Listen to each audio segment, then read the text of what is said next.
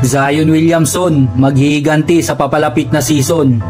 Pero bago natin pag-usapan yan mga chong, update muna tayo sa mga bagong contract extensions mula sa LA Clippers at sa New Orleans Pelicans. Unahin na natin ang bagong kontrata ni Terrence Mann ng LA Clippers.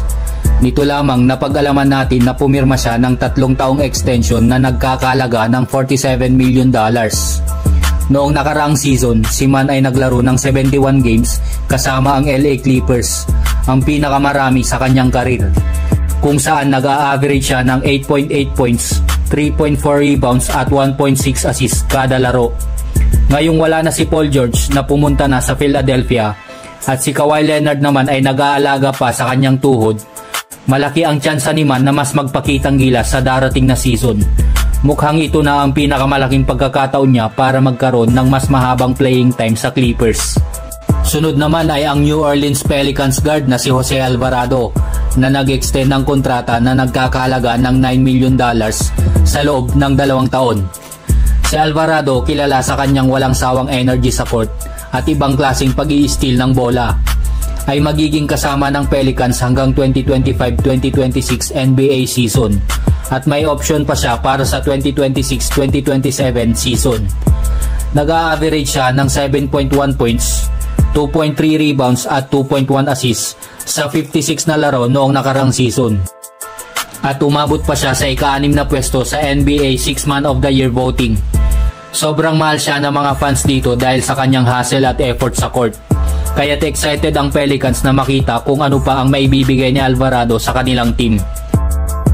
Ngayon, dumako na tayo kay Zion Williamson. Habang papalapit ang NBA season, seryoso na si Zion sa paghahanda ng kanyang katawan at pag-iisip. Noong nakaraang season, nakita natin si Zion na mas healthy kumpara sa mga nagdaang taon. Pero hindi pa rin siya nakapagpakita ng inaasahan ng marami.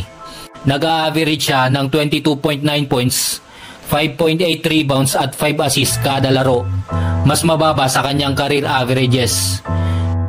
Si Zion na naging top pick noong 2019 ay inaasahang magiging mukha ng NBA. Pero dahil sa mga injuries, hindi pa niya natutupad ang mga inaasahan. Sa gitna ng mga duda at batikos na natanggap niya, nagsalita si Zion tungkol sa kanyang pinakamalaking realization. Ayon sa kanya, ang pagkatalo sa in-season tournament last season ay isa sa mga turning points niya sa kanyang karir bilang isang tao. Sa isang interview kasama si Will Guillory ng The Athletic, inamin ni Zion na sa malaking pagkakataon na iyon, hindi siya nagpakita ng kanyang best. Habang pinapanood niya si LeBron James na naglalaro sa loob ng court, sinabi niya sa kanyang sarili na gusto niyang maging isa sa mga pinakamahusay na manlalaro. Pero sa importanteng moment na iyon, hindi daw siya nagpakita kaya wala daw siyang ibang dahilan. At ngayon, malinaw na ang layunin niya na nakatuon sa paghahanda para bumawi ng todo sa nalalapit na season. Mukhang kaabang-abang to kung makakabawi ba siya next season.